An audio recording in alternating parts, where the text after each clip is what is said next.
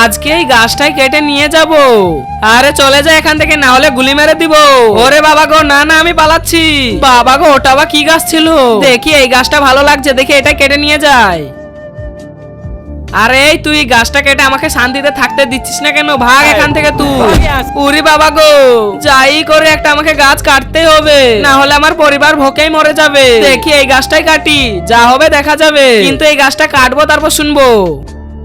আরে দাঁড়িয়ে যা, কি কারণে কাটছো এই গাছটা? আরে আমি যদি কাট কেটে বাড়ি না নিয়ে যাই তাহলে আমার পরিবার ভোকে মরে যাবে, আর আমার পয়সার অনেক দরকার। ঠিক আছে, আমি তোমাকে পয়সা দিব, কিন্তু আজকে থেকে তুমি আর গাছ কাটবে না। ঠিক আছে, আজকে থেকে আমি আর কখনোই গাছ কাটবো না।